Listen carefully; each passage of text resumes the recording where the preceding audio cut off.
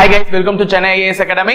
So நம்ம வந்து already ஒரு இதுல வந்து பாத்துறோம். இலக்கண குறிப்பு நான் 2 வீடியோ போட்டுருக்கேன். அதுக்கு முன்னாடி செய்யுள்ல வந்து நான் ஒரு வீடியோ போட்டுருந்தேன். எதுன்னு பாத்தீங்கன்னா திருஞான சம்பந்தரை பற்றி போட்டுருக்கேன். சோ திருஞான சம்பந்தர் எப்படி வந்தாரு, அவர் யாரு, அவர் என்னென்னலாம் செஞ்சாரு, பதிகங்கள் எப்படி பாடினாரு, பதிகங்கள் பாடி யாருடைய நோயை குணப்படுத்தினார், அவர் எப்படி பதிகங்களை பாடி சைவ சமயத்தை நிலைநாட்டினார், எல்லாத்தையுமே அது சொல்லியிருக்கேன். சோ அந்த வீடியோவை பார்க்காதவங்க ஒரு முறை போய் பார்த்துட்டு வந்திருக்கேன். சோ அது மட்டும் இல்லாம திருஞான சம்பந்தர் அதை படிக்கும்போது நம்ம அந்த சமயக்குறவர்கள் 4 பேர் அவர்களை வச்சு நம்ம எப்படிலாம் கேள்வி கேட்பாங்களோ அதெல்லாம் ஒரு ஜஸ்ட் ரிவைஸ் பண்ணிட்டு இன்னைக்கு டாபிக் உள்ள போலாம். அப்பதான் நமக்கு இன்னைக்கு டாபிக் நல்லா இன்ட்ரெஸ்டா இருக்கும். சோ இன்னைக்கு நம்ம பார்க்க போற டாபிக் நீங்க தம்ப்நெயில்ல பார்த்துட்டு வந்திருப்பீங்க. It's Thiruvilaiyadal Puranam. சோ திருவிளையாடற் புராணம் என்னது, திருவிளையாடற் புராணம் எப்படிப்பட்டது, அதை பத்தின சில டீடைல்ஸ் தான் நம்ம இன்னைக்கு தெரிஞ்சுக்க போறோம் இந்த வீடியோல. அதுக்கு முன்னாடி நம்ம எக்ஸாம் பாயிண்ட் ஆஃப் வியூல அந்த சமயக்குறவர்களான 4 பேரை பற்றி சில விஷயங்களை தெரிஞ்சுக்கிட்டு தான் போறோம். சோ நான் ஃபாஸ்டா ரிவிஷன் சொல்றேன், நீங்க என் கூட சேர்ந்து ஃபாஸ்டா படிக்க போறீங்க. ஓகேவா? சோ அதை மைண்ட்ல வச்சுக்கோங்க. ஃபர்ஸ்ட் சமயக்குறவர்கள் எத்தனை பேர்? 4 பேர். யார் யாருமா? திருஞான சம்பந்தர், அப்பர், மாணிக்கவாசகர், சுந்தரர். சோ இந்த 4 பேருமே சமயக்குறவர்கள் தெரியும். இவங்களுக்கு காமனான ஒரு பேர் இருக்கு. என்னன்னு பாத்தீங்கன்னா, ஒன்னு ஆளுடைய பிள்ளை. ஆளுடைய பிள்ளை, பிள்ளை அப்படின்ற போது சிறு குழந்தை. அப்ப இந்த 4 சமயக்குறவர்கள்ல யார் ரொம்ப சிறியவரோ அவர் தான் ஆளுடைய பிள்ளைன்னு சொல்லுவாங்க. அப்ப ஆளுடைய பிள்ளை என்று அழைக்கப்படக்கூடியவர் யாருன்னு பாத்தீங்கன்னா திருஞான சம்பந்தர். யாரு? திருஞான சம்பந்தர். இவர் தான் ஆளுடைய பிள்ளை என்று அழைக்கப்படக்கூடியவர். அப்போ ஆளுடைய அரசு, இது யாரை கேட்பாங்க அப்படின்னு சொல்லிட்டு நான் போன கிளாஸ்ல எல்லாத்துக்குமே ஞாபகம் வச்சுக்க சொல்லி நடத்திருந்தேன். சோ இது உங்களுக்கு ஞாபகம் இருந்துச்சுன்னா இந்த நேரத்துக்கு பதில நீங்க கரெக்டா சொல்லிருப்பீங்க. அரசு. அப்ப அவருடைய பேர்லயும் அரசுன்ற வார்த்தை இருக்கணும். அது யாருன்னு பாத்தீங்கன்னா திருநாவுக்கரசர். திருநாவுக்கரசர். திருநாவுக்கரசருடைய இன்னொரு பேர் என்ன அப்படின்னு நீங்க கேட்டீங்கன்னா அப்பர் அப்படின்னு சொல்லலாம்னு சொன்னேன். இவருக்கு நிறைய பேர் இருக்கு. தர்மசேனர், தாண்டகவேந்தன், அந்த மாதிரி நிறைய பேர் இருக்கு. ஆனா அப்பர் என்ற பேரை யார் இவருக்கு அளித்தது அப்படின்னு பாத்தீங்கன்னா திருஞான சம்பந்தர் அவர்களால் தான் அருள் இருப்பார் அப்பர் என்ற பேர். ஏன்னா இவர் அவருடைய காலில் போய் விழ போகும்போது நீங்க எனக்கு விழாதீங்க என் காலில், நீங்க எனக்கு ஒரு அப்பா மாதிரி அப்பர் அப்படின்னு சொல்லியிருப்பாரு. அப்ப திருநாவுக்கரசருடைய இன்னொரு பேர் வந்து அப்பர். அப்ப ஆளுடைய நம்பி, ஆளுடைய நம்பி என்று அழைக்கப்படக்கூடியவர் யாருன்னா, நம்பி என்றால் ஆண்மகனை குறிக்கக்கூடியது. அப்ப ஆண்மகன் அழகென்றுள்ள ஆண்மகன், அழகுள்ள ஆண்மகன். அழகுள்ள ஆண்மகன் என்னன்னு சொல்லுவாங்க? சுந்தரர். சுந்தரம் என்றால் என்னது? அழகு. அப்ப அழகு சுந்தரம் அப்படின்னு கூட நம்ம சொல்லுவோம்ல. சுந்தரர்னா அழகு. அப்ப அழகுடையவரை தான் நம்பி என்று அழைப்பார்கள். அப்ப ஆளுடைய நம்பி என்று அழைக்கப்படக்கூடியவர் சுந்தரர். அப்ப ஆளுடைய அடிகள், ஆளுடைய அடிகள். எந்த அடிகள் அப்படின்னாலே சைவ சமயத்தை வந்து ஒரு சாமியார் மாதிரி வச்சுக்கோங்களேன். அடிகள், சிவனடிகள் அப்படின்னு சொல்லுவாங்களா, அவர் ஒரு சாமியார் மாதிரி. அப்போ இருக்கக்கூடிய 4 வந்து ருத்ராட்ச மாதிரி தலையில எல்லாம் கட்டிட்டு கையில எல்லாம் கட்டிக்கிட்டு ஒரு அடிகள் மாதிரி துறவி மாதிரி இருக்கக்கூடியவர் யாருன்னு பாத்தீங்கன்னா மாணிக்கவாசகர். அவர் தான் வந்து யாருன்னு பாத்தீங்கன்னா ஆளுடைய அடிகள். சோ இந்த 4 பேர் வந்து கன்ஃபியூஸ் ஆகும் எக்ஸாம்ல. சோ நமக்கு அது மேட்ச் ஆஃப் ஃபாலோவிங்ல கேட்டா கூட நீங்க கன்ஃபியூஸ் ஆகக்கூடாது, நம்ம சேனலை ஃபாலோ பண்றவங்க. அதனால தான் இந்த கிளாரிட்டி முதல்ல கொடுத்துட்டேன். ஆளுடைய பிள்ளை திருஞான சம்பந்தர், ஆளுடைய அரசு திருநாவுக்கரசர், ஆளுடைய நம்பி சுந்தரர், ஆளுடைய அடிகள் மாணிக்கவாசகர். சோ இவர்கள் தான் அந்த 12 திருமுறைகள்ல எழுதியவர்கள். இவர்களும் இருக்காங்க, இன்னும் சில பேரும் இருக்காங்க.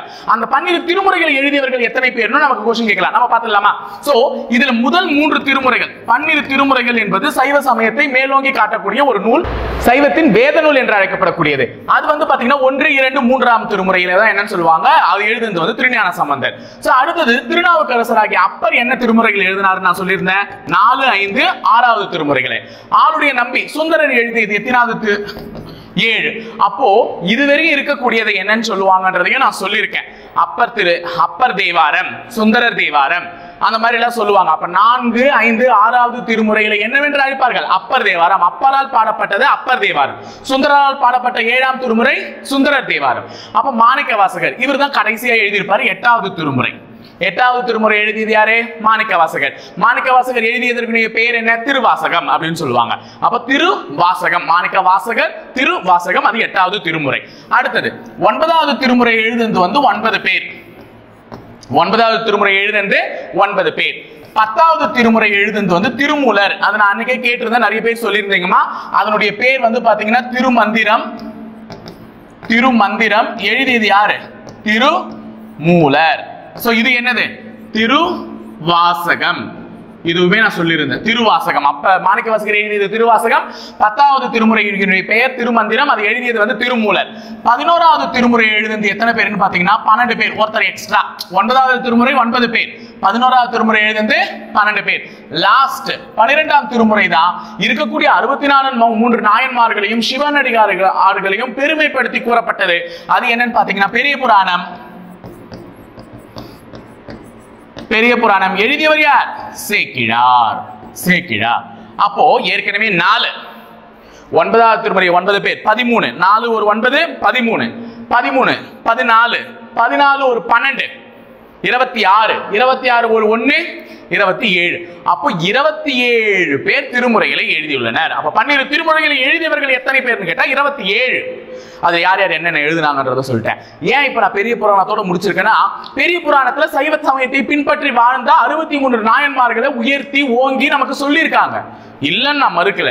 ஆனா அதற்கு பிறகு வந்தவர்களும் அந்த 63 நாயன்மார்களை பற்றியும் சில குறிப்புகளை கொடுத்துட்டு மேற்கொண்டு சிவனாடிய திருவிளையாடல்கள் எல்லாம் சொன்னாங்க. அதுதான் திருவிளையாட புராணம், கந்த புராணம் என்று அழைக்கப்படக்கூடியது. ஏன்னா சைவ சமயத்தில் சிவனுக்கு 3 கண்கள் இருப்பதாக கருதப்படுகிறது. வலது கண், இடது கண், நெற்றிக்கண் அப்படின்னு சொல்லிட்டு சொல்லுவாங்க.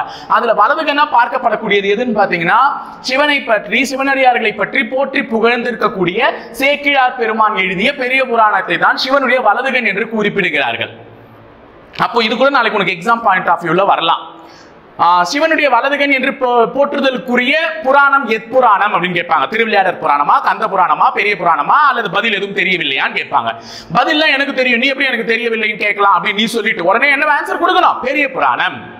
அப்போ சிவனுடைய வலது கண்ணாக போற்றப்படக்கூடியது எது? பெரிய புராணம். சிவனுடைய இடது கண்ணாக போற்றப்படக்கூடியது திருவிளையாடற் புராணம். சிவனுடைய நெற்றிக்கண்ணாக போற்றப்படக்கூடியது கந்த புராணம். ஏன்னா அதுதான் இருக்குது மிகப்பெரிய புராணமும் கூட, 10,000க்கும் மேற்பட்ட பாடல்களை கொண்டுள்ள நூலும் கூட. ஓகேவா? சோ இந்த மாதிரி சில விஷயங்களை தான் இன்னைக்கு நீங்க தெரிஞ்சுக்க போறீங்க. இன்னைக்கு நம்ம பார்க்க போறது திருவிளையாடற் புராணம். வாங்க போலாம் கிளாஸ்க்குள்ள. இவ்வளவு நேரம் நம்ம பார்த்தது ரிவிஷன். ஓகேவா? சோ திருவிளையாடற் புராணம் நல்லா இருக்கா? டைட்டிலே பிரம்மாண்டமா. திருவிளையாடல்கள். என்னடா திருவிளையாடல் இது, என்னடா திருவிளையாடல் இது அப்படின்னு நக்கலா கேட்பாங்கல்ல. என்னடா திருவிளையாடல் இதுனா விளையாட்டு. திரு என்று மரியாதைக்குரிய விளையாட்டு. அப்பொழுது இறைவனால் நடத்தப்பட்ட ஒரு விளையாட்டு. மனிதர்கள் மீதும் பறவைகள் மீதும், அதாவது 5 அறிவு 4 அறிவு உள்ள ஜீவன்கள் மீதும் 6 அறிவு படித்த மனிதர்கள் மீதும் கடவுள் விளையாடிய விளையாட்டிற்கு பெயரே திருவிளையாடல். ஜெனரலாவே புராணம் என்றால் வரலாறு. புராணம் என்றால் என்னது? வரலாறு. உன் புராணத்தெல்லாம் கேட்கறதுக்கு எனக்கு நேரம் இல்லை அப்படின்னா என்ன அர்த்தம்? உன் வரலாறு எல்லாம் கேட்கறதுக்கு எனக்கு நேரம் இல்லை. நீ ஓடுனது, ஆடுனது, பாடுனது, கூடுனது இதெல்லாம் நான் கேட்டுட்டு இருப்பேனா? அப்போ உன் வரலாறு கேட்கறதுக்கு எனக்கு நேரம் இல்லை. அப்போ புராணம் என்றாலே ஜெனரலா என்ன அதனுடைய சொற்பொருள் அப்படின்னு பாத்தீங்கன்னா, புராணம் என்பது எதை குறிக்கிறது? வரலாறு. வரலாற்றை குறிக்கிறது. அப்பொழுது விளையாடற் புராணம் யாருடைய விளையாட்டு? இறைவன். திரு என்று மதிப்பளிக்கக்கூடிய இறைவனது விளையாட்டு. அப்ப இறைவனது விளையாட்டை கூறக்கூடிய வரலாறை திருவிளையாடற் புராணம் என்று அழைக்கப்படுகிறது. அப்ப திருவிளையாடற் புராணத்துக்கான பெயர் காரணம் தெரிஞ்சுச்சா? சரி, இதை எழுதியவர் யாருன்னு பாத்தீங்கன்னா பரஞ்சோதி முனிவர். யாரு? பரஞ்சோதி முனிவர். அவர் தான் திருவிளையாடற் புராணத்தினுடைய ஆசிரியர். திருவிளையாடற் புராணத்தை எத்தனையோ பேர் எழுதியிருக்காங்க. என்ன சார் சொல்றீங்கன்னா, ஆமா, சிவன் விளையாடிய விளையாட்டுகள் எந்தெந்த முனிவர்கள் அது காதில் எல்லாம் விழப்பட்டதோ, யாரெல்லாம் அவர்கள் அந்த விளையாட்டின் மூலமாக ஈர்க்கப்பட்டனரோ அவர்கள் எல்லாமே திருவிளையாடற் புராணத்தை எழுதியிருக்காங்க. ஆனா 2 பேர் எழுதிய புராணங்கள் தான் இன்றளவும் பெரிதளவில் மதிக்கப்படுகிறது. யார் யார் அது? ஒருத்தர் நம்ம பரஞ்சோதி முனிவர். ஏன்னா அவர் எழுதியதை தான் நமக்கு பாட புத்தகத்திலே கொடுத்திருக்காங்க. ஏன்னா எளிய செய்யுள் நடையில் மனிதர்களுக்கு புரியும் வண்ணம் எழுதியிருக்கிறார். இதுதான் அதற்கான காரணம். பரஞ்சோதி முனிவர் எழுதிய திருவிளையாடற் புராணத்தை ஏன் லைக் பண்ணி புக்ல பப்ளிஷ் பண்ற அளவுக்கு ஒரு பெருமை வந்திருக்கு அப்படின்னு பாத்தீங்கன்னா, அவர் எளிய செய்யுள் நடையை கையாண்டு இருக்கிறார். ஏனென்றால் இவர் வடமொழியிலும் வல்லவர், தென்மொழியிலும் வல்லவர். அந்த பாயிண்ட் ரொம்ப முக்கியம்.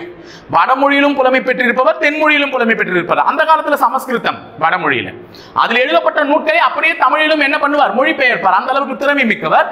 அதனாலதான் இவரை என்ன பண்ணாங்க? பொறுப்பு கொடுத்து நீங்க எழுதுங்க, நீங்க என்ன பண்ணுங்க, திருவிளையாடற் புராணத்தை வடமொழியில கொஞ்சம் பேர் எழுதியிருக்காங்க, அதை நீங்க தமிழ்ல மொழிபெயர்த்து எழுதுங்க அப்படின்னு சொல்லிட்டு இவர்கிட்ட அந்த பொறுப்பு கொடுத்தாங்க. அப்படி எழுதும் போது செய்யுள் நடையை ரொம்பவும் எளிய வகையில அமைச்சாரு. படிக்கிற ஒரு பாமர மக்களுக்கும் புரியுற மாதிரி கொஞ்சம் அமைச்சாரு. ரொம்ப எல்லாம் இல்ல, கொஞ்சம் டீசென்ட்டா படிக்கிறவங்க எல்லாருக்குமே புரியுற மாதிரி அமைச்சாரு. அதனால இவருடைய நூலை ஏற்றுக்கொண்டார்கள். இன்னொருவர் யாருன்னு பாத்தீங்கன்னா புலியூர் நம்பி அவர்கள். அவர் எழுதிய புராணத்தையும் ஓரளவுக்கு எல்லாருமே ஏத்துக்கிட்டு அது புராணத்தையும் மதிக்க ஆரம்பிச்சாங்க. திருவிளையாடற் புராணங்களில் வேறு பெயர்களும் வேறு சில பேரும் எழுதியிருக்காங்க. இருக்கு, அதுவும் நான் சொல்றேன். அதுல யாருடைய இது ரொம்ப பெரிதும் மதிக்கப்பட்டது அப்படின்னு பாத்தீங்கன்னா, ஒன்னு பரஞ்சோதி முனிவரால் ஏற்கப்பட்ட திருவிளையாடற் புராணம், இன்னொன்னு புலியூர் நம்பியால் ஏற்கப்பட்ட புராணம். திருவாலவாயர் காண்ட திருவிளையாடற் புராணம் அப்படின்னு சொல்லுவாங்க. திருவாலவாயர் காண்ட திருவிளையாடற் புராணம் அப்படின்னு சொல்லக்கூடிய புலியூர் நம்பியால் எழுதப்பட்ட அந்த புராணத்தையும் மதிக்கிறாங்க. சரி, பரஞ்சோதி முனிவர் இவருடைய தகப்பனார் பேர் என்ன? இது அடுத்து நமக்கு எக்ஸாம்பிள் முக்கியமா கேட்கக்கூடிய கொஸ்டின். பரஞ்சோதி முனிவருடைய தகப்பனார் பேர், தந்தை பேர் என்னன்னு பாத்தீங்கன்னா மீனாட்சி சுந்தர தேசிகர். மீனாட்சி சுந்தர தேசிகர். மதுரையை பிறப்பிடமாக கொண்டு மதுரையில் தான் இவர் திருவிளையாடற் புராணத்தை இயற்றினார். ஏனால் மதுரையில் தான் வந்து ஆலவாயனான சிவபெருமான், மதுரை சொக்கநாத பெருமான் இருந்தார். அப்போ அங்க மீனாட்சி தான் ஃபேமஸ் மதுரையில. அதுதான் அவங்க அப்பாவோட பேர்ல ஸ்டார்ட் ஆகும், மீனாட்சி. சுந்தரர் என்றால் அழகு சுந்தரர், நம்ம சிவன். மீனாட்சி சுந்தர தேசிகர். அப்போ பரஞ்சோதி முனிவரது தந்தை பெயர் என்னன்னு கேட்டா என்னன்னு சொல்லிடுங்க, பரஞ்சோதி சுந்தர தேசிகர். அவ்வளவுதான். இவருடைய காலம் 17ஆம் நூற்றாண்டு. விக்கிபீடியால போய் பாத்தீங்கன்னா 16ஆம் நூற்றாண்டுன்னு கொடுத்திருப்பாங்க. விக்கிபீடியால போய் பாத்தீங்கன்னா என்ன கொடுத்திருப்பாங்க, திருவிளையாடற் புராணம் சொல்லிட்டு ஆசிரியர் குறிப்பு கொடுத்தீங்கன்னா 16ஆம் நூற்றாண்டுன்னு கொடுத்திருப்பாங்க. ஆனா நமக்கு ஸ்கூல் புக் டேட்டா ரொம்ப முக்கியம். 17ஆம் நூற்றாண்டு தான் இருக்கு. சோ இவருடைய காலம், பரஞ்சோதி முனிவர் வாழ்ந்த காலமாக கொண்டாடப்பட்டது என்னதுன்னு பாத்தீங்கன்னா 17ஆம் நூற்றாண்டு. அடுத்தது இவருடைய ஊர் எந்த ஊருன்னு பாத்தீங்கன்னா நாகை மாவட்டம் திருமறைக்காடு. ஆல்ரெடி நான் திருஞான சம்பந்தரை பத்தி எடுக்கும் போது சொல்லியிருக்கேன். திருமறைக்காடு என்ற பெயர் வர காரணம் என்னன்னா வேதாரண்யம். மறை, மறை என்றால் என்னது, வேதங்கள். காடு, காடு என்றால் என்னது, ஆரண்யம். ஆரண்யம் அப்படின்னு சொல்லுவாங்க. அப்ப வேதங்களால் மறைக்கப்பட்ட ஒரு காடு, அதுதான் திருமறை காடு. வேதாரண்யம் என்ற பெயர் காரணம் வருவதற்கான காரணமாகவும் அமைஞ்சிச்சு. சோ இது தெரிஞ்சு வச்சுக்கோங்க. அடுத்தது இவருடைய சிறப்பு தமிழிலும் வடமொழியிலும் புலமை பெற்றவர்னு சொல்லிட்டேன். சோ இந்த பாடல்கள், இது ரொம்ப ரொம்ப முக்கியமான கொஸ்டின். திருவிளையாடற் புராணத்தில் ஏற்பட்டுள்ள பாடல்களின் எண்ணிக்கை 3363. 3 3 கூட்டினா 6. 6 3ஆல அடிக்கலாம் அப்படின்னு ஞாபகம் வச்சுக்கோங்க. இல்லையா 3. சிவன், சிவன் ஆறுமுகன் பிறந்தான். சிவனுடைய நெற்றிக்கண்ணில் இருந்து தோன்றியவன் தான் முருகன், எல்லாருக்குமே தெரியும். கரெக்டா? 6 முகன், முகன் 3. ஓகேவா? 6 முகன் தோன்றினான். சிவன், சிவன் 6 முகன் அப்படின்னு ஞாபகம் வச்சுக்கோங்க. அப்ப சிவனில் இருந்து தோன்றியவன் தான் முருகன். அததான் ஞாபகம் வச்சுக்க, பாட்டு ஞாபகம் வச்சுக்கிறது கணக்கு சொல்றேன். அப்ப 3363 பாடல்களை கொண்டவர் எது? கொண்டது எது? திருவிளையாடற் புராணம். அப்ப திருவிளையாடற் புராணத்தின் ஆசிரியர் பரஞ்சோதி முனிவர். அவருடைய தந்தையார் பெயர், அவர் மதுரையில் இருந்தார். அப்ப மீனாட்சியில் ஆரம்பிக்கும், மீனாட்சி சுந்தர தேசிகர். அவர் எந்த நூற்றாண்டை சேர்ந்தவர்? 17ஆம் நூற்றாண்டை சேர்ந்தவர். அவருக்கு என்ன சிறப்பு? தமிழிலும் வடமொழியிலும் நல்ல புலமை பெற்று விளங்கியவர். அவர் எழுதிய திருவிளையாடற் புராணத்தில் உள்ள பாடல்களின் எண்ணிக்கை என்ன? 3363. ஓகேவா? சோ இவருடைய ஊர் திருமறைக்காடு, வேதாரண்யம். சரி, அடுத்தது இந்நூலில் எத்தனை காண்டங்கள் உள்ளது என்று கேட்டால் 3 காண்டங்கள். இதுல கதெல்லாம் இருக்கு, அதெல்லாம் நான் உங்களுக்கு விளக்கமா சொல்றேன். அதுக்கு முன்னாடி இந்நூலில் எத்தனை காண்டங்கள் உள்ளது? 3 காண்டங்கள். அந்த 3 காண்டங்கள் என்னென்னு தெரிஞ்சுக்கோ. நாளை பின்ன திருவிளையாடற் புராணத்தில் பின்வரும் எந்த காண்டம் இடம்பெறவில்லைன்னு நமக்கு கொஸ்டின் கேட்கலாம். அப்ப இருக்கிறது எதுன்னு தெரிஞ்சாதான் இல்லாத காண்டத்தை நம்மளால சொல்ல முடியும். கரெக்டா? அப்ப திருவிளையாடற் புராணத்தில் இருக்கக்கூடிய காண்டம் மதுரை காண்டம், கூடர் காண்டம், திரு ஆலவாய் காண்டம். ஆலவாயன், ஆலவாயன் யார சொல்லுவாங்க? சிவபெருமான தான் சொல்லுவாங்க. சாட்சாத் சிவபெருமான தான் திரு ஆலவாயன் அப்படின்னு சொல்லுவாங்க. ஏன்னா புலியூர் நம்பி எழுதிய அந்த திரு விளையாடற் புராணத்தினுடைய பெயரே திருவாலவாய் திரு விளையாடற் புராணம். அப்போ புலியூர் நம்பி எழுதிய அதனுடைய பெயரு திருவாலவாய் திருவிளையாடற் புராணம் சொல்லியிருப்பாங்க. அப்ப ஆலவாயன் என்றால் நம்ம மதுரை சொக்கநாதன் ஆகிய சிவனை குறிக்கிறது தான். அப்போ திருவாலவாய் காண்டம் இருக்கு. மதுரையிலிருந்து தான் இதனுடைய பாடல்கள் தொடங்க பெற்றதுனால மதுரை காண்டம் இருக்கு. மதுரையினது இன்னொரு பேர் என்ன? கூடல் நகர். மதுரையினுடைய இன்னொரு பேர் கூடல் நகர். அதனாலதான் 2வது காண்டம் பேர் கூடல் காண்டம், கூடர் காண்டம். ஓகேவா? அப்போ இந்நூலில் 3 காண்டங்கள் இருக்கு. அந்த 3 காண்டங்களுடைய பெயர்கள் மதுரை காண்டம், கூடர் காண்டம், திருவாலவாய் காண்டம். அதுல எத்தனை படலங்கள் இருக்கு? படலம் என்றால் கதை. இது நமக்கு சொற்பொருள்ல தேவமா? படலம் என்றால் என்னது? கதை. பாடல்னு போட்டுற போறேன். நாளைக்கு கேட்பாங்க, படலம் என்ற சொற்பொருளுக்குரிய அர்த்தம் என்ன, படலம் என்ற சொற்பொருள் கூறுவது என்ன அப்படின்னு சொல்லிட்டு உன்னை கேட்டுட்டு பாடல்னு கொடுத்தான்னு வச்சுக்கோ. நீ என்ன பண்ணுவனா, ஐ படலம் பாடல் சம மேட்சிங்கா இருக்கே, நம்ம என்ன ட்ரெஸ் எடுக்க போயிருக்கோம் மேட்சிங் பார்க்கறதுக்கு, நம்ம எக்ஸாம் எழுத போயிருக்கோம். அங்க போய் படலம் பாடல் எல்லாம் போட்டுறாதீங்க. படலம் என்பது எதை உணர்த்துகிறது? கதையை உணர்த்துகிறது. அப்ப 64 கதைகள் இருக்கு. சிவனது விளையாட்டுக்கள் 64, ஆயகலைகள் 64, சிவனுடைய விளையாட்டும் 64. அப்பொழுது 64 கதைகள் இருக்கிறது. 64 கலைகள் மட்டுமல்ல, திருவிளையாடற் புராணத்தில் இருக்கக்கூடிய கதைகளும் கூட. 64 படலங்கள், அதை கதைகள் என்று கூறுவார்கள். அதுல ஒரு காண்டத்துல எத்தனை இருக்குன்றத பாரு. 18. மதுரையில் எத்தனை இருக்கு? 18. அடுத்தது கூடர் காண்டம் தான் அதிகமானது. ஏன்னா இதுல இருந்தா சிவனுடைய திருவிளையாடலே ஆரம்பிக்கும். மதுரை காண்டத்துல சிவனுடைய விளையாட்டை பத்தி எல்லாம் சொல்லியிருக்க மாட்டாங்க. மதுரையின் சிறப்பு, அந்த நூலினுடைய காப்பு, இதை பத்தி எல்லாம் தான் பெருமையா பேசியிருப்பாங்க மதுரை காண்டத்துல. எங்க இருந்து விளையாட்டு ஆரம்பிக்க போகுது அப்படின்னு பாத்தீங்கன்னா கூடர் காண்டத்துல இருந்து தான் ஆரம்பிக்கும். இதுலயும் சிலது சொல்லியிருப்பாங்க. பெரும்பாலான விளையாட்டுகள் தொடங்கக்கூடிய இடமா எது அமையுதுன்னா கூடர் காண்டம். சோ அதுல 30 படலங்கள், திருவாலவாய் காண்டத்துல எத்தனை? 16. சரியா சரியா? அப்ப 64 காண்டங்கள் எப்படி பிரியுது? 18, 30, 16 அப்படின்னு பிரியுது. அப்ப 3 காண்டங்கள், மதுரை, கூடர் காண்டம், திருவாலவாய் காண்டம். அதனுடைய படலங்கள் மதுரையில் 18, இதுல வந்து திருவாலவாய் 16, கூடர் காண்டத்துல வந்து 30, நடுவுல இருக்கிறது 30. அப்ப 18, 30, 16 இப்படி ஞாபகம் வச்சுக்கோங்க. நாளை பின்ன மேட்ச் ஆஃப் ஃபாலோவிங்ல இந்த பக்கம் அதன் காண்டங்களை கொடுத்துட்டு இந்த பக்கம் அதனுடைய படலங்களை கொடுத்துட்டு பொறுத்துகன் கூட நம்மள கேட்கலாம். அதை ஞாபகம் வச்சுக்கோங்க. அப்பொழுது 3 காண்டங்கள் இருக்கிறது, 64 படலங்கள் இருக்கிறது. 64 படலங்கள்ல 18, 30, 16 பிரியுது. காண்டங்கள்ல மதுரை, கூடர், திருவாலவாய் காண்டம் பிரியுது. எத்தனை விருதப்பாக்கள் உள்ளது? நான் ஆல்ரெடி சொல்லிட்டேன். சிவன் ஆறுமுகன் 3363 பாடல்கள். அப்பொழுது விருதப்பாக்கள் என்று அழைக்கக்கூடிய இதுதான் எதை உணர்த்துதுன்னா பாடலை உணர்த்துது. ஓகேவா? விருதப்பாக்கள் தான் என்னது? பாடல். சரியா? அப்ப இதுவரை ஈஸியா ஞாபகம் வச்சுக்கலாமா? டக்கு டக்குன்னு சொல்லிட்டோம்ல. அப்பொழுது வந்து இவர் பரஞ்சோதி முனிவர், அவருடைய தந்தை பேர் மீனாட்சி சுந்தரம் தேசிகர். அவர் வந்து வாழ்ந்த நூற்றாண்டு 17ஆம் நூற்றாண்டு. அவருக்கு என்ன புலமைனா வடமொழியிலும் தமிழிலும் புலமை பெற்று விளங்கியவர். அவர் எழுதிய பாடல்களின் எண்ணிக்கை 3363. அவருடைய ஊர் நாகை மாவட்டத்தில் உள்ள வேதாரண்யம். அதற்கு இன்னொரு பெயர் திருமறைக்காடு. அவர் எழுதிய நூலில் 3 காண்டங்கள் உள்ளன. அது எதுன்னு பாத்தீங்கன்னா மதுரை காண்டம், கூடர் காண்டம், திருவாலவாய் காண்டம். மதுரை காண்டத்தில் எத்தனை பாடல்கள் இருக்கு? மொத்தம் 64 படலங்கள். சோ அதுல எத்தனை படலங்கள் இருக்கு அப்படின்னு பாத்தீங்கன்னா மதுரை காண்டத்தில் இருக்கக்கூடிய படலங்கள் வந்து 18, திருவாலவாய் கீழே அதுல வந்து எத்தனை இருக்குன்னு பாத்தீங்கன்னா 16, நடுவில் இருக்கக்கூடிய கூடர் காண்டத்தில் எத்தனை இருக்குன்னு பாத்தீங்கன்னா 30 படலங்கள்.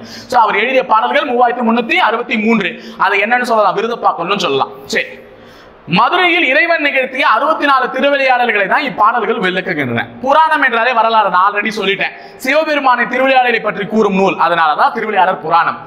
இறைவனது திருவிளையாடல்களை பற்றி முதலில் கூறிய நூல் எதுன்னு பாத்தீங்கன்னா கல்லாடனாரின் கல்லாடம். கல்லாடனாரின் கல்லாடம் அப்படின்னு ஒரு நூல். அப்ப அந்த கல்லாடத்தை இயற்றியவர் கல்லாடநாதர். பேரே இருக்கு, கல்லாடனின் கல்லாடம். அப்ப இவருதான் சார் ஃபர்ஸ்ட் எழுதினார்னா இல்ல, இது நமக்கு ஸ்கூல்ல கொடுத்திருக்கிறது. இவருக்கு முன்னாடியும் ஒருத்தர் இருக்கார். அவர் யாருன்னு பாத்தீங்கன்னா சோழன், ராஜராஜ சோழன் காலத்தில் வாழ்ந்த நம்பியாண்டார் நம்பி. ராஜராஜ சோழன் காலத்தில் வாழ்ந்த நம்பியாண்டார் நம்பி என்ன பண்ணியிருக்காருன்னு பாத்தீங்கன்னா எழுதியிருக்காரு சிவனுடைய திருவிளையாடல்கள். ஏன்னா அவருமே தேசம் விட்டு தேசம் போய் சிவனுடைய திருவிளையாடல்களை பற்றி போற்றி புகழக்கூடிய ஒருவர் தான். சிவனுடைய திருவிளையாடல் இவர் காலத்துல இல்ல, அவரை தொட்டு திருஞான சம்பந்தர் காலம், நாவுக்கரசர் காலத்துல இருந்தே ஆரம்பிச்ச ஒண்ணுதான். நம்பியாண்டார் நம்பி அவர்களை பற்றி புகழ்ந்ததோடு மட்டுமல்லாமல் சிவனுடைய பெருமைகளையும் போய் கூறி சிவனுடைய பெருமைகளையும் ஒரு நூலாக தொகுத்து எழுதியிருப்பவர் தான். அதுல எந்த மாற்று கருத்தும் இல்லை. அவர் தான் முதல்ல சிவனாடிய திருவிளையாடல்களை ஓரளவுக்கு சொன்னவர், மக்களுக்கு எடுத்து சொன்னவர் அவர் தான் ஃபர்ஸ்ட். அதுக்கு அடுத்ததுதான் கல்லாடனாரின் கல்லாடம். இவர் 11ஆம் நூற்றாண்டு. ஆனா நம்பியாண்டார் நம்பி இருந்ததோ 10ஆம் நூற்றாண்டு. ஓகேவா? 10ஆம் நூற்றாண்டு. இவர் ஒரு 11ஆம் நூற்றாண்டு.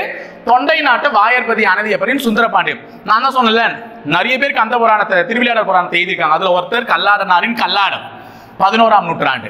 அடுத்தது தொண்டை நாட்டு வாயற்பதி அனாதாரி அப்பனின் சுந்தரபாண்டியம். இதெல்லாம் அந்த அளவுக்கு முக்கியம் இல்லை, பட் தெரிஞ்சு வச்சுக்கோங்க. கல்லாடம் கற்றவனோடு மல்லாடாதே என பழமொழி. அப்ப வந்து முதல்ல எழுதின அந்த திருவிளையாடலை பத்தி பாடினவங்க கிட்ட எல்லாம் போய் வீணு பம்புக்கெல்லாம் நிக்காத, மல்லாடாதே என்பதெல்லாம் பழமொழின்னு சொல்லியிருக்காங்க. அடுத்தது இதெல்லாம் நமக்கு தேவையில்லை. இந்த இடத்துல சொல்லியிருக்காங்க பாரு, புலியூர் நம்பியின் திருவாலை வாயுடையார் திருவிளையாடற் புராணம். திருவாலை வாயுடையார் திருவிளையாடற் புராணம். அப்ப திருவாலை வாயுடையார் நம்ம சிவனை தான் சொல்றாங்க. திருவாலை வாயுடையார் திருவிளையாடற் புராணம் வந்து ஒரு சிறப்பு மிக்க புராணம். இதை தழுவித்தான் அடுத்தது யார் எழுதியிருக்கிறதுன்னு பாத்தீங்கன்னா பரஞ்சோதி முனிவரே எழுதியிருக்காரு. அப்ப முதல்ல கல்லாடனார் எழுதினார். அடுத்தது வந்து இன்னொருத்தர் சொன்ன மேல சுந்தரபாண்டியம் அப்படின்னு சொல்லிட்டு ஒரு நூல் எழுதினார். இதெல்லாம் அவ்வளவுலாம் பெருமை இல்லை. புலியூர் நம்பி எழுதிய திருவிளையாடர் திருவாலவாயுடையார் திருவிளையாடற் புராணம், இது ரொம்ப முக்கியம். இது ஒண்ணு. அடுத்தது கடம்பவன புராணம் ஒண்ணு இருக்கு. அதை எழுதியதுன்னு பாத்தீங்கன்னா இளம்பூர் விநாத பண்டிதர் இப்படின்னு ஒருத்தர் இருக்கார். இவர் எழுதியிருக்கார். இதெல்லாம் நமக்கு அவ்வளவு முக்கியம் இல்லமா. இப்ப நமக்கு என்னன்னா, இவர் பரஞ்சோதி முனிவர் அவர்கள் மதுரை வரும்பொழுது மதுரை மக்கள் என்ன பண்ணாங்க, நீங்க இதுலயும் புலமை பெற்றிருக்கீங்க, வடமொழியிலையும் தமிழிலையும் புலமை பெற்றிருக்கீங்க, திருவிளையாடற் புராணத்தை எங்களுக்காக இந்த மதுரை அருகால் மண்டபத்தில் உட்காந்து பாட முடியுமா, அந்த கதைகளை சொல்ல முடியுமா, எங்களுக்கும் கேட்கணும்னு ஆசையா இருக்கு. நிறைய பேர் சொல்லியிருக்காங்க, எங்களுக்கு புரியும் வண்ணம் உங்களால சொல்ல முடியுமா அப்படின்னு கேட்கும் பொழுது நான் செய்யறேன் அப்படின்னு சொல்லிட்டு, அது மட்டும் இல்லாமல் மதுரையில் இருக்கக்கூடிய மீனாட்சி அம்மன், அவங்களே வந்து இவருடைய கனவுல எழுந்தருளி இந்த மாதிரி வந்து நீங்க சிவன் செய்த திருவிளையாடல்களை மதுரை மக்களுக்கு எடுத்துறீங்க அப்படின்னு சொன்னதுக்காகவும் அவர் என்ன பண்ணாரு, பாட ஆரம்பிச்சாரு. சோ மதுரை நகரத்தார் கேட்டுக்கொண்டதற்கு இணங்கவே என்ன பண்ணாரு, திருவிளையாடல் புராணத்தை இயற்றினார். இது சொக்கர் சோமசுந்தர பெருமாள் திருவிளையாடலை கூறுகிறது அப்படின்னு சொல்லியிருக்காங்க. இந்நூலை எங்க உட்கார்ந்து பாடினார்னா, கோயில் எதிர்க்க இருக்கக்கூடிய அறுகால் பீடம் சொல்லுவாங்க, 6 கால் பீடம்.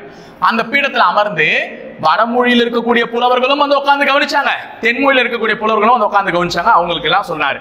சோ இப்போ நமக்கு இந்த இடத்துலதான் ரொம்ப ரொம்ப முக்கியமான ஒரு பாயிண்ட் வருது. என்னன்னா, திருவிளையாடற் புராணத்தை கந்த புராணத்தின் ஒரு பகுதியாக ஆலோசிய மான்மியத்தை அடிப்படையாக கொண்டது. அப்ப கந்த புராணம்னு ஒண்ணு இருந்துச்சு, அதுல ஒரு பகுதியான ஆலோசி மான்மியத்தை தழுவிதான் இந்த நூல்கள் இயற்றப்பட்டதுன்னு சொல்றாங்க. அப்போ இதுக்கு முன்னாடி விதைச்சது எங்கன்னா வடமொழியில தான். வடமொழியில ஆலசிய மகாத்மியம் அப்படின்னு ஒரு நூல்ல சிவனுடைய திருவிளையாடல்களை சொல்லியிருக்காங்க. நமக்கே நல்லா தெரியும், வடக்கு நாட்டுல கூட வடநாட்டுல கூட என்ன பண்ணுவாங்கன்னு பாத்தீங்கன்னா, சிவனுடைய இதுவும் விநாயகருடைய இதுவும் விசேஷமா கொண்டாடுவாங்க. அப்ப ஆலாசிய மகாத்மியம் இது ஞாபகம் வச்சுக்கோங்க. இந்த நூலை இதை தழுவியும் வியாசர் எழுதிய ஸ்கந்த புராணத்தை தழுவியும் இந்த நூல் இயற்றப்பட்டுள்ளது, திருவிளையாடல் புராணம். அப்ப பரஞ்சோதி முனிவர் டைரக்டாலாம் எழுதல, ஏற்கனவே வியாசர் அவர்கள் அவருடைய நூலில் வந்து குறிப்பிட்டுள்ளார் ஸ்கந்த புராணத்துல. யார் சார் வியாசருக்கு சொன்னதுன்னா, சிவனுடைய வாகனமான நந்தி தெரியுமா, நந்தி தேவர் அவர் இருப்பார். எல்லா கோயிலும் சிவனுக்கு எதிரில் நந்தி இருக்கும் கண்டிப்பா. அந்த நந்தி தேவர் யாருக்கு சொன்னார்னா, சனத்குமார முனிவர்னு ஒருத்தர் இருப்பார்.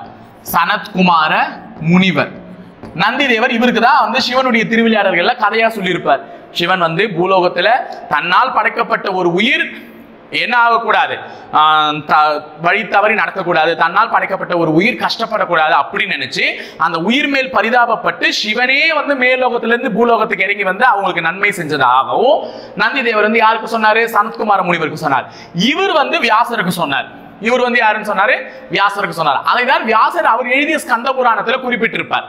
அந்த ஸ்கந்த புராணத்துல வடமொழியில குறிப்பிட்டுள்ள அந்த சில வார்த்தைகளை பயன்படுத்தி தமிழ்ல மக்கள் புரிஞ்சுக்கிற மாதிரி எளிய செய்யுள் நடையில கொடுத்தவர் தான் யாரு, நம்ம பரஞ்சோதி முனிவர். ஓகேவா?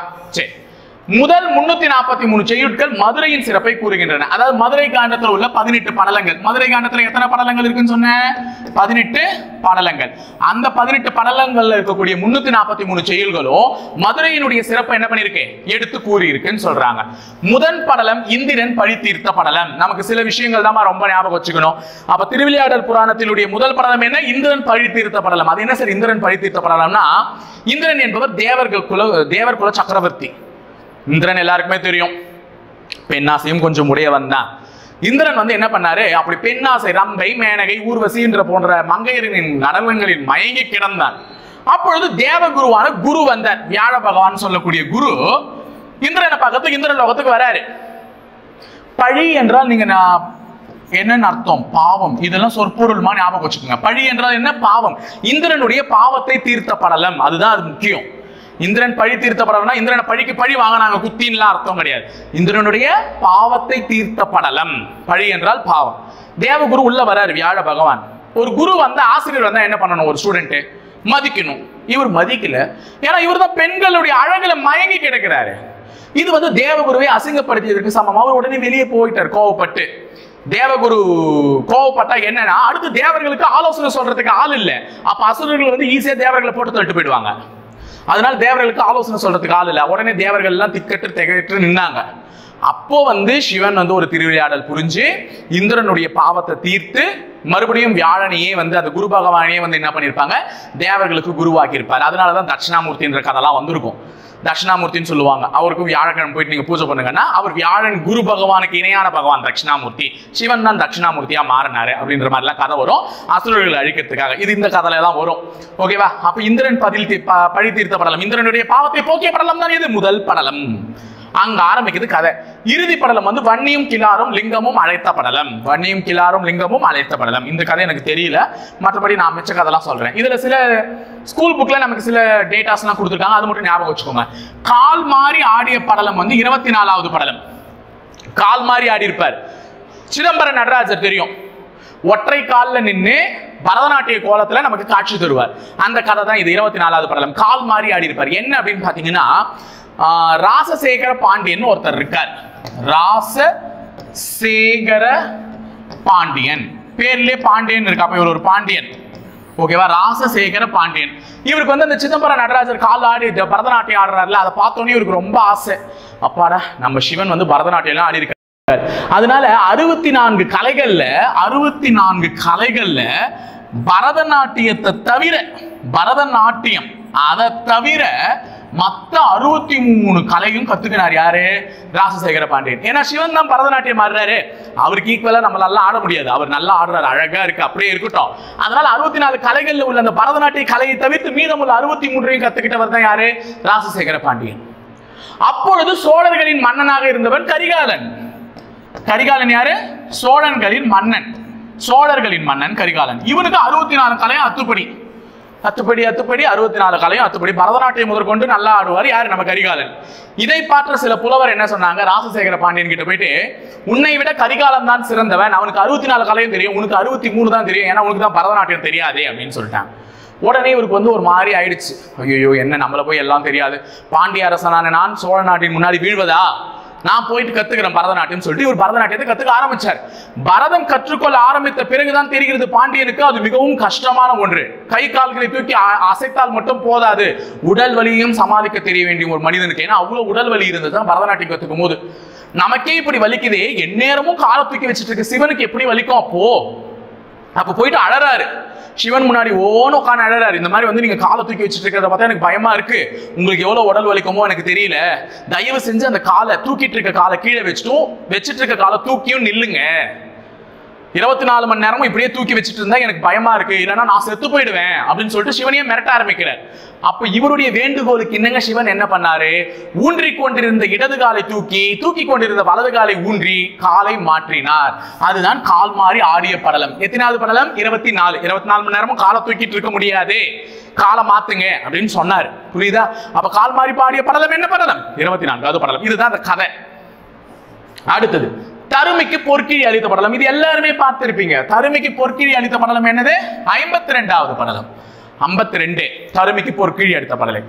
ஐம்பொன் ஞாபகம் வச்சுக்கோங்க. ஐம்பொன் அப்படின்னு நம்ம சொல்லுவோம்ல. ஐம்பு என்றால் 5, பொன் எத்தனை வார்த்தை? 2. சாரி, 2 சொல்லிடணுமா? பொன் எத்தனை வார்த்தை? 2. 52வது படலம் ஐம்பொன். அப்ப தருமிக்கு பொற்கிழி அளித்த படலம் ஐம்பொன் அப்படின்னு ஞாபகம் வச்சுக்கோங்க. 5 பொண்ணு, அப்ப 5 2 52வது படலம். இது எல்லாருக்குமே தெரியும். நெற்றிக்கண் திறந்தாலும் குற்றம் குற்றமே அப்படின்னு நக்கீர கடவுளையே எதிர்த்து வாதாடிய படலம் தான் என்னதுன்னு பாத்தீங்கன்னா இந்த தருமிக்கு பொற்கிழி அளித்த படலம். அப்போதைய பாண்டிய மன்னனாக இருந்த ஒருத்தர், அவர் பேர் என்ன? ஒரு நல்ல பேரு, சால ஆரம்பிக்கும், எனக்கு சரியா ஞாபகம் வரல டக்குன்னு. அப்பொழுது பாண்டிய மன்னர் அவர் தான் இருந்தார், செண்பக பாண்டியன். ஆமா, செண்பக பாண்டியன், செண்பக தோட்டத்தில் இருப்பவர் செண்பக பாண்டியன். தன்னுடைய காதலியுடன், அருமை மனைவி, வருங்கால மனைவியுடன் ஒரு அந்தி வேலையில வந்து என்ன பண்ணிருப்பாங்க? நீராடிட்டு இருப்பாங்க. அப்போ வந்து காற்று அசையும் மூலமாக இயற்கையாவே ஒரு மனம் எழுந்து வரும். தன்னுடைய காதலியின் கூந்தலில் இருந்து அந்த மனம் வருகிறதா, இயற்கையாவே பெண்களின் கூந்தலுக்கு அந்த மனம் இருக்கிறதா, அல்லது ஏதேனும் திரவம் எக்ஸ்ட்ரா அந்த ஸ்ப்ரே மாதிரி எதனா அடிச்சுக்கிட்டு அந்த மனத்தை ஏற்படுத்துறாங்களா பெண்கள் அப்படின்னு சொல்லிட்டு அவருக்கு ஒரு டவுட் வருது. சாயங்கால வேலையில அரசன் மக்களை பத்தி யோசிக்காம தன்னுடைய வாழ்க்கையை பத்தி யோசிச்சதுனால வந்த ஒரு கதை தான் இது. சோ தன்னுடைய காதலின் கூந்தலில் இயற்கையாவே அந்த மனம் தோன்றுதா, இல்லைன்னா யார் மூலமாவோ, தட் மீன்ஸ் எதனா ஸ்ப்ரே அடிச்சு மூலமாவோ வருதா அப்படின்னு சொல்லிட்டு அவருக்கு ஒரு டவுட். இது இந்த சந்தேகத்தை நிவர்த்தி செய்யறவங்களுக்கு நான் எதை வேணா தரேன் அப்படின்னு சொல்லிட்டு, அப்போ அன்னைக்கு ஒருத்தர் வந்து ரொம்ப பசியால வாடிக்கிட்டு இருக்கக்கூடிய ஒரு புலவர், தருமி அப்படின்னு சொல்லுவார். அவர் போய் சொக்கனே மதுரை சொக்கனே, நல்ல ஆஃபரா இருக்குது, எனக்கு கிடைக்காதா பாட்டு, எனக்கு கிடைக்காதா. நாகேஷ் சார் வந்து அந்த படம் பார்த்துருந்தீங்கன்னா தெரியும், செம்ம ஆக்டிங், பெஸ்ட் ஆக்டிங் அப்படின்னு சொல்லிட்டு, எனக்கு இல்லை அப்படின்லாம் சொல்லுவாரு. இந்த கொஸ்டின் தெரிஞ்சுக்கலாம், உனக்கும் மார்க் இல்லை. அப்போ தருமிக்கு பொறுக்கி எடுத்த படலாம் எது? 52. அப்ப எனக்கு இல்லைன்னு சொன்னோடனே இறைவனே நேரடியா வந்து இந்த பாட்டை எடுத்துட்டு போய் பாடு, மன்னன் டவுட் தீரும், உனக்கு பொண்ணு கொடுப்பாரு, வாங்கிக்கோ அப்படின்னு சொல்லிட்டு அனுப்புவாரு. அந்த பாடலில் குற்றம் இருப்பதாக நக்கீரர் அதை தடுத்து, ஏன்னா நக்கீரரால சால்வ் பண்ணிருக்க முடியாது, அப்ப நீ எப்படா சொல்லலாம்னு சொல்லிட்டு அதை தடுப்பாரு. இறைவன் என் பாட்டில் குற்றமா, எவன் அப்படின்னு சொல்லிட்டு அவரே நேரடியா வருவாரு. நீ நெற்றிக்கண்ணை திறந்து காமிச்சாலும் குற்றமே, நாளா ரொம்ப ஸ்ட்ரிக்ட் ஆபீசர் அப்படின்னு சொல்லிட்டு நக்கீர கையை மறைச்சு நிக்க, உடனே நீ என்னை எதிர்த்து பேச, இருடா உன்னை அழிக்கிறேன் அப்படின்ட்டு ஒரு புஸ்வானத்தோட நக்கீரருடைய இது தீர்ந்து அப்புறமா நக்கீரருக்கு உயிர் கொடுப்பாரு. இதெல்லாம் வந்து திருவிளையாடல் வந்து புராணம் பண்ணியிருப்பாரு சிவன். சோ இந்த கதை வந்து எதுன்னு பாத்தீங்கன்னா 52வது படலம். இதுலதான் கொங்கு தேர் அப்படின்னு சொல்லிட்டு ஆரம்பிக்கக்கூடிய பாடலை வந்து கொடுத்திருப்பார். கொங்கு தேர்.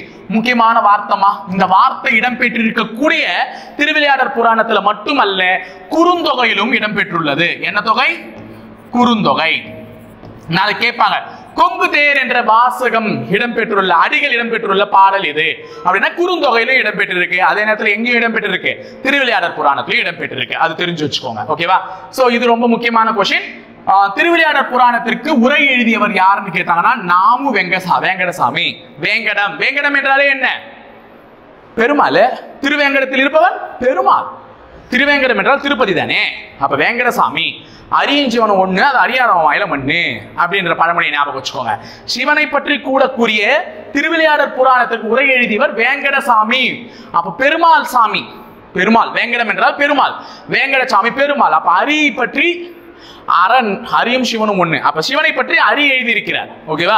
அப்ப அரியும் சிவனும் ஒண்ணு, அது அறியாதவன் வாயில மண்ணு. அப்ப உரை எழுதியவர் யார்? நாம வேங்கடசாமி, நம்ம வேங்கடசாமி அப்படின்னு ஞாபகம் வச்சுக்கோங்க. அப்ப அங்கிருந்து வாங்க, பரஞ்சோதி முனிவர் வந்து பாடல்களை எழுதினார். எத்தனை பாடல்கள்? 3363. எத்தனை காண்டங்கள்? 3. எத்தனை படலங்கள்? 64. அந்த இதுக்கெல்லாம் உரை எழுதியவர் யாருன்னு பாத்தீங்கன்னா நாமு வேங்கடசாமி. ஓகேவா? சரி, அடுத்தது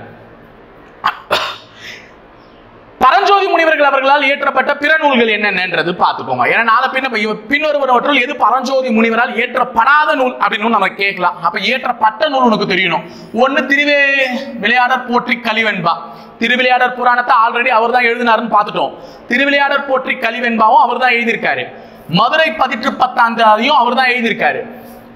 வேதாரண்ய புராணத்தையும் அவர் தான் எழுதியிருக்காரு. ஏன்னா அவர் வாழ்ந்த ஊரே என்னது? அவர் பிறந்த ஊரே வேதாரண்யம். அப்ப வேதாரண்யம் என்பது திருமறைக்காடு, அதை பற்றிய புராணத்தையும் அவர் தான் எழுதியிருக்காரு. மதுரை பதிற்று 10 மதுரையில தான் பாட்டு பாடினாரு. சோ மதுரை பதிற்று 10 அவர் தான் எழுதினாரு. திருவிளையாடற் போற்றி கலிவெண்பா, இதையும் யார் தான் எழுதினாரு? நம்ம பரஞ்சோதி முனிவர் அவர்கள் தான் எழுதியிருக்காரு. அடுத்தது இந்த இடத்துல நான் சொன்னது நல்லா ஞாபகம் வச்சுக்கோங்க. சிவனின் வலது கண் பெரிய புராணம், இடது கண் திருவிளையாடற் புராணம், நெற்றிக்கண் என்ன புராணம்? கந்த புராணம். 3 புராணங்கள் ஞாபகம் வச்சுக்கோங்க. அப்ப இதுவுமே நாளைக்கு மேட்ச் ஃபாலோங்களை வைக்கலாம்ல. அப்போ சிவனின் வலது கண் எது? பெரிய புராணம். சிவனின் இடது கண் திருவிளையாடற் புராணம். சிவனின் நெற்றிக்கண் கந்த புராணம். இது ஞாபகம் வச்சுக்கோங்க. இதை சொன்னவர் யார் என்று பார்த்தால் கச்சியப்ப சிவாச்சாரியார். கச்சியப்ப சிவாச்சாரியார் அவர் தான் சொல்லியிருக்கார். அப்பொழுது சிவனின் வலது கண் இந்த புராணம் பெரிய புராணம், சிவனின் இடது கண் திருவிளையாடற் புராணம், சிவனின் நெற்றிக்கண் ஸ்கந்த புராணம் என்று கூறியவர் யார் அப்படின்னு பாத்தீங்கன்னா கச்சியப்ப சிவாச்சாரியார். 63 நாயன்மார்களின் சிலையை வடித்து கோயிலில் வைத்து வழிபடும் வழக்கத்தை ஏற்படுத்திய மன்னன் யாருன்னு பாத்தீங்கன்னா ராஜராஜ சோழன். நான் சொன்ன கொங்கு தேர் அப்படின்னு ஒரு பாடல் வருமா? அந்த பாடல் ஞாபகம் வச்சுக்கோங்க. கொங்கு தேர் வாழ்க்கை என தொடங்கும் பாடலை தான் யாருக்கு யார் வழங்கியது? தருமிக்கு வழங்கியவர் யாருன்னு பாத்தீங்கன்னா சொக்கநாதர். இந்த மாதிரி தான் கேட்பாங்க. ஏன்னா மதுரை சொக்கநாதர் கோயில்ல தான் போய் தருமி வேண்டுவார். எனக்கு ஒரு பாட்டு கொடு, என் கஷ்டத்தை போக்கு, நான் போய் ராஜா டவுட்டை கிளியர் பண்ணி பரிசு வாங்குறேன் அப்படின்னு சொல்லிட்டு தருமி போய் எங்க வேண்டுவார்? மதுரை சொக்கநாதர் கோயில். அப்ப மதுரை எழுந்தருளியுள்ள சொக்கநாதர் பெருமாள் தான் மனித வடிவில் வந்து இந்தாப்பா பாட்டு, இதை போய் பாடி பாண்டியனுடைய டவுட்டை தீரு அப்படின்னு சொல்லிட்டு அனுப்பி வைப்பார். அப்ப தருமிக்கு கொங்கு தேர் வாழ்க்கை என்ற பாடலை தொடங்கக்கூடிய அந்த பாடலை பரிசாக அளித்து மன்னன், பாண்டிய மன்னன் செண்பக பாண்டியனுக்கு ஏற்பட்ட அந்த டவுட்டை தீர்க்கிறதுக்கு அனுப்பிச்சவர் தருமியை யாருன்னு பாத்தீங்கன்னா சொக்கநாதர். யாரு? மதுரை சொக்கநாதர். கொங்கு தேர் வாழ்க்கை என தொடங்கும் பாடல் குறுந்தொகையிலும் உள்ளது. இதுதான் நான் பேசணும். குறுந்தொகையில கூட இருக்குமா? டவுட் இல்லாம படிச்சு வச்சுக்கோங்க. அடுத்தது வேந்தல் ஏவலா விபூதர் தம்மோடும், இந்த மாதிரி பாடல் வரிகள் இருக்கும். இதை நாங்க கொடுக்குறோம் PDF பார்த்து வச்சுக்கோங்க. அடுத்தது சொற்பொருள் கொடுத்துருக்கேன். இதெல்லாம் போய் பாருங்க. சொற்பொருள்லாம் என்னென்ன நாங்க சொன்னதெல்லாம். ஓகேவா? இதெல்லாம் உட்காந்து நீங்க படிக்கணுமா? இலக்கணம் லாஸ்ட்மா இது வந்து நம்மளுடைய 10th புக்ல இருக்கு. இதை தான் நான் சொல்ல விடாமட்டேன். திருவாலவாய் காண்டத்துல 10th புக்ல உனக்கு கொடுத்திருக்கக்கூடியது இடைக்காடன் பிணக்கு தீர்த்த படலம். பிணக்கு என்றாலும் அவனுடைய கஷ்டம், குற்றம், கஷ்டம், குறை, அந்த மாதிரி அதெல்லாம் சொல்லலாம். குறை தீர்த்த படலம். இடைக்காடன் அப்படின்றவர் யாருன்னு தெரிஞ்சுக்கோங்க. ஒரு மன்னன் இருந்தாரு, பாண்டிய மன்னன் தான். இதுலயும் கதை வருவாரு. ஏன்னா மதுரையில தான் இந்த கதை ஃபுல்லா நடக்குதுன்றதுனால பாண்டியர்களை பற்றியதான் நிறைய விஷயங்கள் நடக்குது. சோ அந்த பாண்டிய மன்னனது அவையில் இருந்த ஒரு புலவர் தான் யாருன்னு பாத்தீங்கன்னா இடைக்காடன். பாண்டிய மன்னனது அவையில் இருந்த புலவர் தான் யாருன்னு பாத்தீங்கன்னா இடைக்காடன். இவர் வந்து அந்த மன்னருடைய இதுக்கு வரும்போது, அரண்மனைக்கு வரும்பொழுது இவரை வந்து மன்னன் என்ன பண்ண மாட்டார்? மதிக்க மாட்டார். உடனே இவர் என்ன பண்ணிடுவாரு? போயிடுவார். என்ன மதிக்கல, எனக்கு அந்தஸ்து அவர் தரலன்னு இவர் என்ன பண்ணிடுவார்? போயிடுவார். இவர் போனதுக்கு அப்புறம் சிவனும் என்ன பண்ணிடுவாரு, நீ இல்லாத இடத்தில் நானும் இல்லை, அவனுக்கு புத்தி வரட்டும் நானும் வந்துடுறேன்னு போயிடுவார். அப்பொழுது அந்த நாட்டில் உள்ள அனைத்து செல்வங்களும் குறைய ஆரம்பிக்கும் பொழுது மன்னன் தன் தவறை உணர்ந்து நீங்க இல்லாம நாங்க இல்ல, நீங்க வாங்கன்னு சொல்லிட்டு தெய்வத்தையும் வேண்டி இடைக்காரனையும் வேண்டி இடைக்காரனுடைய குறைகளை வந்து தீர்த்திருப்பாங்க. அதுதான் புண்ணியம் புலவீர் யான் இப்பொழுது இடைக்காடனர்க்கு பண்ணிய குற்றம் எல்லாம் பொறுக்க என பரவித்தாழ்ந்தான் நுண்ணிய கேள்வி ஒரு மன்னன் நீ நுவன்ற சொல்லலாம் தண்ணிய அமுதால் எங்கள் கோபத்தை தணிந்தது என்ன. அப்ப என்ன சொல்றாருன்னா, புண்ணிய புலவீர் யான் இப்பொழுது இடைக்காடனார்க்கு, இடைக்காரன் இங்க சொல்ல இருக்கல இடைக்காரன், அந்த இடைக்காரன் அப்ப அவர் செஞ்ச புண்ணிய புலவர், அவர் ஒரு புலவர், அந்த புலவர் இடைக்காரனார்க்கு நான் பண்ணிய குற்றம் எல்லாம், நான் பண்ண குற்றம் எல்லாம் மன்னர் பாடுறாரு, நான் பண்ண குற்றம் எல்லாம் பொறுக்க என பரவித்தாழ்ந்தான், அவர் பண்ண குற்றத்தை மன்னிச்சுக்கோ அப்படின்னு சொல்லிட்டு என்ன பண்ணாரு, பரவித்தாழ்ந்தான் நுண்ணிய கேள்வியோரும் மன்னன் நீ நுவன்ற சொல்லலாம், நீ பேசின பேச்செல்லாம் மன்னிச்சுட்டு எங்க கோபத்தைய இதை பண்ணி கோபத்தைய வந்து மறந்து எங்க நாட்டுக்கு மறுபடியும் வாங்கன்னு சொல்லிட்டு சிவனுக்கிட்ட சொன்ன மாதிரி கதை இது. ஓகேவா? சோ இது வந்து ஒரு படலமா இருக்கு. இடைக்காடனாக்கு பிணக்கு தீர்த்த படலம் நம்ம 10th புக்ல இருக்கு. சோ இதையுமே கடைசியா தெரிஞ்சு வச்சுக்கோங்க, ஏன்னா இது 10th புக்ல வர்றதுன்றதுனால. சோ இவ்வளவு விஷயம் இருக்கு. எதை பத்தின? திருவிளையாடற் புராணத்தை பத்தி. அப்ப திருவிளையாடற் புராணத்தை இனிமே மறக்க மாட்டீங்க நான் நம்புறேன். சோ முதல்ல நம்ம எழுதி போட்ட அந்த சமயக்குறவர்களை பத்தி தெரிஞ்சு வச்சுக்கோங்க.